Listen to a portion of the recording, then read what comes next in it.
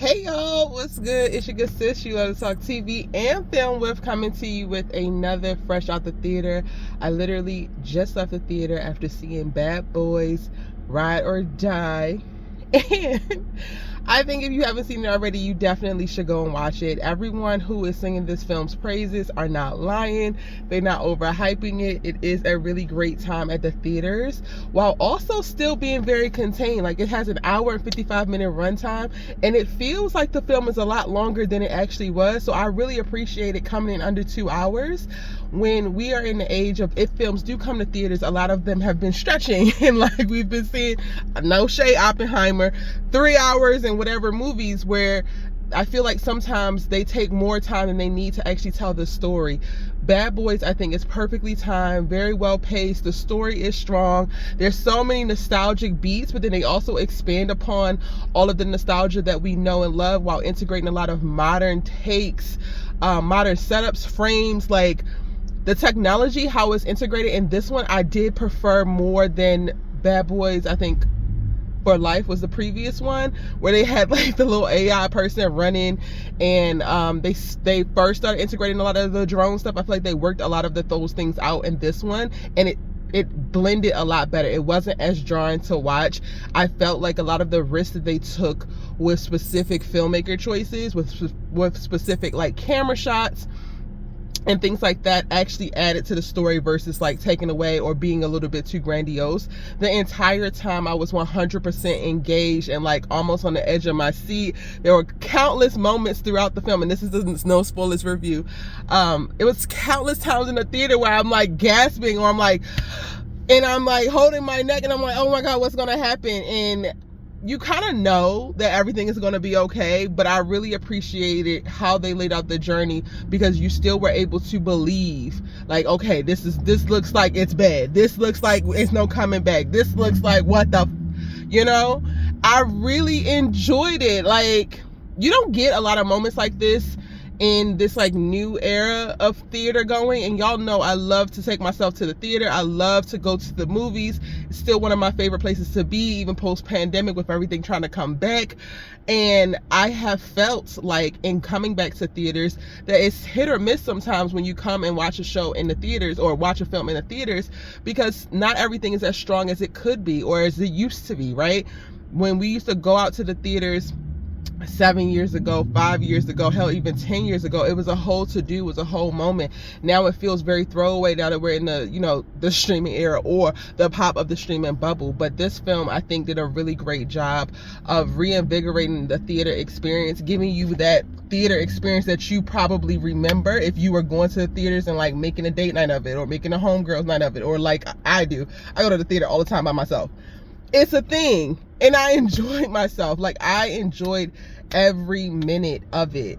I love how they chose to utilize both the characters, leaning on the very strong pillars for each character, but then expanding it, like with Marcus having his near-death experience, which that's not really a spoiler, y'all.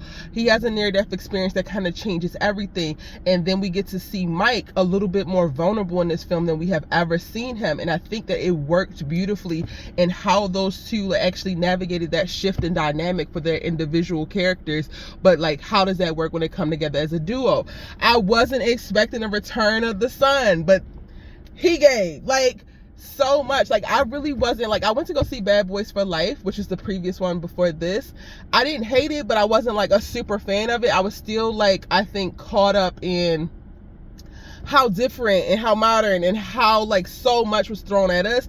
I really feel like this film is a great meld of like everything that was perfect about the franchise prior to the last one, and then all of the new stuff that they wanted to do with the last one, they perfected it in this one, and it just made for a really, really, really entertaining and engaging watch. There's times where I was really shocked. There was times where I was scared. There's times when I was cackling. I couldn't even control my laughter because some of the stuff was just so goddamn funny. And I don't like to be the loud one in the theater, but I had a couple moments and I had to like, cause I'm like loud as hell cackling. And you know that the movie is good if it's compelling that from you. Like, you just know.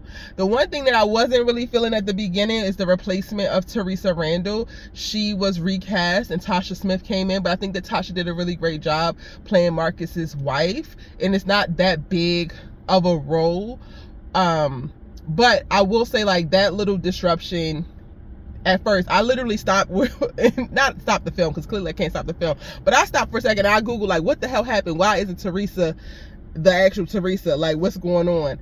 And I pulled up a couple things. I don't know how much this to be true because I haven't really been able to deep dive into it. So I'm gonna go ahead and let that slide.